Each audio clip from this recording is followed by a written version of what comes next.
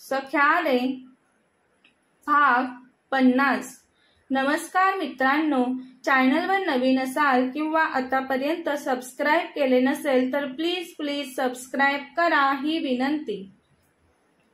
Playlist मध्ये यापूर्वीचे सर्व एपिसोड सेव्ह आहेत, कृपया पहा। वेद जान्हवीला त्याच्या दणकट हातांवर उचलून मंदिराच्या दिशेने येत असतो। विशाखाची नजर समोरून येणाऱ्या वेद जान्हवीवर पडते, तशी ती तिच्या नवऱ्याला अहो ते तिकडे पहा ना, तो मंदिरातून कचरा काढत असतो। विशाखा घाईत आल्यासारखी पुन्हा अहो पहा ना पटकन, आले ते जवळ आले पहा। काय आहे तुझं, तो वैतागत बोलतो विशाखाला। आता तोही पाहतो वेद जान्हवीला आणि पाहतच राहतो। पाहिलत ना किती प्रेम आहे दोघांमध्ये, भाऊजी किती प्रेम करतात वहिनींवर। गणेश बोलतो, मी नाही का करत तुझ्यावर? तुम्ही कधीतरी मला असं उचलून घेतला आहे का? साधा हातात हात बी कधी घेतला नाही तुम्ही माझा। कामापुरतं वापरता तुम्ही मला फक्त, आणि नंतर ढुंकूनही बघत नाही तुम्ही माझ्याकडे। विशाखा तिच्या गालाला हात लावून, अय्यो काय हे प्रेम, किती छान। तिला गालाला हात लावून एकटक त्याच्याकडे पाहताना पाहून गणेश तिच्या हाताला जोरात चिमटा काढतो आणि ए भैसाटा आले ना ते बोलतो। विशाखा अहो काय किती जोरात चिमटा काढला तुम्ही मला, तुला उचलून घेऊ म्हणतेस? गणेश तिला बोलतो। घेतलास उचलून तर काय झालं, भाऊजींनी उचलून घेतले तसं उचलून कवा घेणार तुम्ही मला?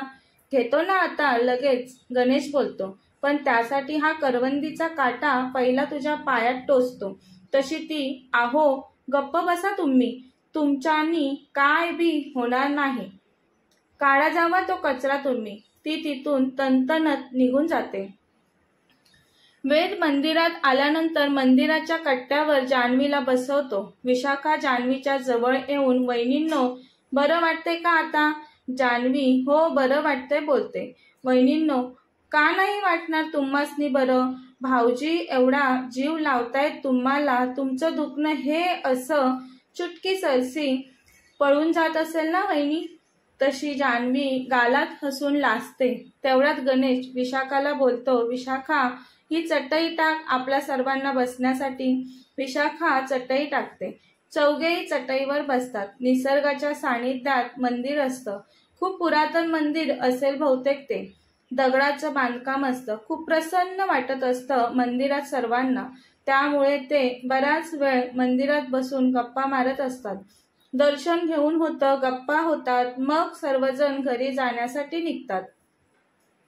जान्हवीला पाय जमिनीवर टेकवला की त्रास होत होता, म्हणून वेद जानला परत जाताना उचलून घेतो। विशाखा बोलते, वहिनींनो तुम्ही लईच नाजूक भावली आहात, आम्हाला शेतावर येता जाताना असे कित्येक वेळा काटे टोचलेत पायाला, पण आमच्या यांनी कधी इतकुशीही दया दाखवली नाही माझ्यावर। कधी असं उचलून घेणं तर सोडाच, पण साधं विचारलंही नाही मला दुखतंय का म्हणून, तुला त्रास होतोय का म्हणून। जान्हवी वहिनींनो तुम्ही खूप भाग्याच्या आहात बघा, तुम्हाला तुमची काळजी घेणारा जोडीदार मिळाला आहे। तसा गणेश विशाखा ते येतील सावकाश, तोवर आपण जाऊयात घरी, चल येतेस ना माझ्यासोबत? विशाखाला खरं तर जायचं नव्हतं, पण नाही गेली तर नवऱ्याला राग येईल म्हणून ती मनाच्या वर गणेश सोबत जाते। ते दोघे दूर अंतरावर गेल्यावर जान्हवी वेदला बोलते, अहो विशाखा वहिनींच्या बोलण्यावरून असं वाटतं त्यांची गणेशकडून असणारी अपेक्षा गणेश पूर्ण करत नाही वाटतं, म्हणून त्या मनातून नाराज वाटतात। वेदला जान्हवी काय आणि कशाबद्दल बोलते ते काहीच कळत नाही। कोणती अपेक्षा, काय बोलते जान तू? वेद जान्हवीला विचारतो। अहो म्हणजे तुम्ही मला उचलून घेतलं, मला काटा टोचला तेव्हा माझी काळजी घेतली, तेवढ्याच काळजीने माझ्या पायावर पट्टी देखील केली, त्यावरून तुमचं माझ्यावर किती प्रेम आहे हे समोरच्याला सांगण्याची गरज नाही. आणि आपल्यातील प्रेम पाहून विशाखा तिच्या आणि गणेशच्या नात्याला आपल्यासोबत कंपेअर करायला लागली. तिला असं वाटू लागलं आहे, जर तुम्ही माझ्यावर एवढं प्रेम करता तर गणेश का तिच्यावर तुमच्यासारखं प्रेम करत नाही? ती मनातून गणेशवर नाराज आहे. असं आहे का सगळं? वेद बोलतो. जान्हवी हो बोलते. मग याविषयी मी बोलेल गणेशशी. तू टेन्शन नको घेत बसूस आता या गोष्टीचं. नाही अहो, मी टेन्शन नाही घेत.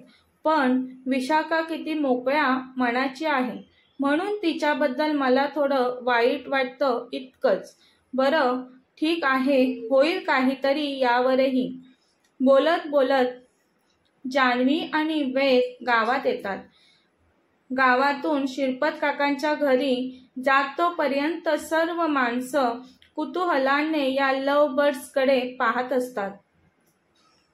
डिट्टो राजा राणी सारखे दिसत असतात दोघेही. लोकांना त्यांच्याकडे पाहताना पाहून जान्हवी थोडं लाजते. ती वेदला बोलते, अहो मी चालते आता, आपण गावात आलो, तुम्ही मला खाली उतरवा. तसंही तुमचे हात दुखत असतील आणि अवघडलेही असतील. वेद, नाही हा जान, मी तुला अजिबात खाली उतरवणार नाही. तू चालल्यावर तुला दुखलं तर त्याची कळ माझ्या काळजात येईल. अहो थोडं दुखलं तर काय होतंय, करेल मी सहन, त्यात काय एवढं. जान, तुला कळत नाही का एकदा सांगितलेलं? मला तुला पुन्हा पुन्हा सांगायला लावू नकोस. तुला त्रास झालेला मला सहन होत नाही. अहो पण लोक बघा आपल्याकडे कसे पाहत आहेत. पाहू देत ना जान. ज्या ज्या प्राण्याला डोळे आहेत तो प्राणी डोळ्यांचा उपयोग करणारच ना. त्यांनी आपल्याला पाहिलं तर मला काहीच फरक पडत नाही. तू शांत राहा. आलंच बघ शिरपत काकांचं घर. शिरपत काकांची बायको ओटीवरच काहीतरी करत असते आणि शिरपत काका त्यांच्या नातवासोबत पडवीत बसलेले असतात. विशाखांनी पुढे घरी आल्यावर मंदिरात जाताना काय काय घडलं संपूर्ण इतिवृत्त सांगितलं असतं. ओटी पडवीतून काका काकू दोघेही धावत वेद जान्हवीकडे येतात. खूप त्रास होतोय का रे लेका जान्हवीला? शिरपत काका वेदला विचारतात. काका ठीक आहे ती, पण पाय टेकवल्यावर जखम जास्त चिघळेल म्हणून मीच तिला चालू दिलं नाही. हे तू बरं केलं, शिरपत काका बोलतात. चल पोरी, चल घरात, भुका लागल्या असतील ना तुम्हासनी. सूर्य डोक्यावर येऊन गेला कवाचाच. चला मी ताटं घेते सर्वांना. 2 घास खाऊन घ्या. त्या काकू जान्हवीला हाताला धरून आत घरात घेऊन जातात. जान्हवी लंगडत जात असते आणि वेद तिच्याकडे काळजीने पाहत असतो. काही वेळांनी सर्वांची जेवणं उरकतात. वेद आणि जान्हवी संध्याकाळी त्यांच्या घरी जाण्यासाठी निघणार असतात. पण त्या अगोदरच माणूस कुठेही राहू देत, अगदी चंद्रावर जरी राहिला तरी त्याची नाळ आपल्या गावाशी जोडलेली असते. तशी वेदची नाळ त्याच्या गावाशी जोडली होती. त्यालाही त्याच्या गावाविषयी प्रेम, आदर, आपुलकी, जिव्हाळा, आपलेपणा सर्व काही वाटत होतं आणि स्वतःच्या गावात पाऊल ठेवल्यावर त्याच्या मनाला असीम समाधान लाभलं होतं. म्हणून तो त्याच्या गावासाठी एक निर्णय घेतो आणि तोच निर्णय मुंबईला परत जाण्या अगोदर गावातील ग्रामस्थांना सांगावा असं त्याला वाटतं. म्हणून तो शिरपत काकांना तसं सांगतो. शिरपत काका गावातील मंडळींना बोलवून आणतात. शिरपत काका ग्रामस्थांना वेदची ओळख करून देतात. हा बाबासाहेबांचा वेद. शिरपत काकांच्या वयाची सर्व मंडळी बाबासाहेबांना ओळखत होती. ते सर्व आपापसात बातचीत करतच असतात. शिरपत काका वेदला बोलतात. बोल वेद, तुला काय बोलायचं आहे ते. वेद बोलू लागतो, आपल्या गावात सर्व सुख सुविधा निर्माण करण्याचा मी निर्णय घेतला आहे. त्यासाठी मी ठराविक रक्कम गावाला देणगी रूपात देत आहे. मी आपल्या गावासाठी 3 करोड रुपये देत आहे. गावात हॉस्पिटल, स्कूल, मंदिर, रस्ते, शौचालय यांच्या दुरुस्तीसाठी आणि काही नवीन बांधकामासाठी. हे एवढं कमी पडले तर आणखी देण्याची माझी तयारी आहे. पण आपल्या गावाचा कायापालट व्हायला हवा. सुंदर आणि सेवा सुविधांनी युक्त स्वच्छ गाव म्हणून सर्वांनी आपल्या गावाला नावाजले पाहिजे. वेदचं बोलणं ऐकून तर सर्व गावकरी खुश होतात. त्या सर्वांचा आनंद तर आता परमोच्च शिखरावर असतो. इतकी मोठी देणगी पहिल्यांदाच मिळालेली असते गावाला, तेही गावचा सुपुत्र वेदकडून. त्याचा अभिमान वाटतो त्या सर्वांना. वेद गावातील मंडळींकडे 3 करोडचा चेक देतो. सर्व गावकरी वेदचे आभार मानतात. तुझ्यासारखा यशस्वी सुपुत्र या गावच्या धरतीला लाभला आहे ते आपल्या गावचे भाग्यच आहे म्हणतात सर्वजण. गावकरी खुश होऊन काही वेळाने निघून जातात. वेद आता शिरपत काका आणि त्यांच्या घरातील सर्वांचा निरोप घेऊन निघत असतो. वेद, जान्हवी काका काकूंना नमस्कार करून त्यांचा आशीर्वाद घेतात. त्यांच्या नातवाला वेद उचलून घेऊन मुंबईला येणार का म्हणून विचारतो. तो हा म्हणतो. येईल बोलतो मुंबईला. गणेश याला नक्की घेऊन ये माझ्याकडे, वेद गणेशला सांगतो. जान्हवी बोलते, काका काकू तुम्ही सर्वांनी या आमच्याकडे. तुमचा पाहुणचार आम्हाला खरंच खूप आवडला. आता आम्हालाही संधी द्या तुमचा पाहुणचार करण्याची. वेद काकांना बोलतो, काका माझ्या जुन्या घराच्या जागी बंगला बांधण्याचे काम काही दिवसात चालू करेल मी. तेव्हा लक्ष राहू द्या तिकडे. आणि शेतीचं काय करायचं ते मी अजून ठरवलं नाही. त्याविषयी काय करायचं ते ठरलं की मी कळवेलच तुम्हाला. काका पुढच्या वेळेस येईल तेव्हा आपल्या कुळदेवतेच्या मंदिरात 4 व्हीलर जायला हवी. मग असे काटे टोचण्याचा प्रश्नच येणार नाही. त्यावर सर्वजण खळखळून हसतात. आता निघतात वेद आणि जान्हवी सर्वांना बाय करून. विशाखा जान्हवीचा हात पकडून जान्हवीला कारपर्यंत आणत असते. वेद आणि गणेश गप्पा मारत त्यांच्या पुढे चालत असतात. वेद गणेशला बोलतो, गणेश वाईट वाटून घेऊ नकोस. मी तुझ्याशी तुझ्या पर्सनल विषयावर बोलत आहे ते. पण वहिनीला खुश ठेव. ती फक्त तुझ्या जीवावर, तू तिच्यावर खूप प्रेम करशील असा तुझ्यावर भरोसा ठेवून तुझ्याबरोबर अग्नीला 7 फेरे मारून तुझ्यासोबत तुमच्या घरी आली. किती हसतमुख मोकळ्या मनाची आहे तुझी बायको. तिला नेहमी खुश आणि आनंदी ठेव. तुझ्यावर विश्वास ठेवून ती आली आहे तर तिच्या ज्या काही अपेक्षा असतील त्या गणेश तुलाच पूर्ण करायच्या आहेत. एकमेकांना भरभरून प्रेम करा. सुखी आनंदी राहा. हा जन्म पुन्हा पुन्हा मिळत नसतो. मिळालाच आहे तर त्याचं सोनं करा. जीवन हे एक बुडबुडत्या पाण्यासारखं असतं. ज्याला जगण्याचा अर्थ कळला त्याचं जीवन सार्थकी लागलं समज. प्रेम करत राहा आणि इतरांना प्रेम करायला शिकवा. गणेश तुला आवडलं नसेल तर सोडून दे मित्रा. नाही वेद, मला तर तू बोलत होतास तर नुसतं ऐकावंसंच वाटलं. मी खरंच कधी विशाखाचा इतक्या बारकाईने विचारच केला नाही. तिच्या मनाचा तर अजिबात नाही. नुसतं तिला गृहीत धरत राहिलो. कामाच्या व्यापात स्वतःला इतकं जकडून घेतलं मी. पण आता तसं होणार नाही कधीही. आम्ही काम करतच एकमेकांसाठी जगू. वेद बोलतो, आता कसं बोललास एकदम शहाण्या मुलासारखं. खरंच खूप बरं वाटलं तुझं बोलणं ऐकून. आणि वेद गणेशची गळाभेट घेतो. कारचा डोर अनलॉक करून जान्हवीला कारमध्ये बसायला सांगतो वेद. विशाखा जान्हवीला बोलते, वहिनींनो तुम्ही आलात ना, मला बघा लई आनंद झाला. पुण्यांदा कवा येणार तुम्ही?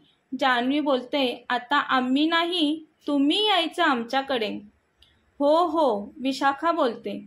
दोघी एकमेकींना भेटतात आणि जान्हवी कारमध्ये बसते.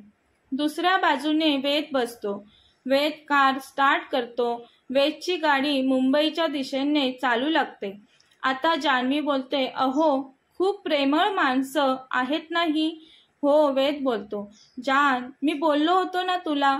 जान्हवी बोलते, हो तुम्ही बोलला होतात, अगदी तशीच माणसं आहेत ही.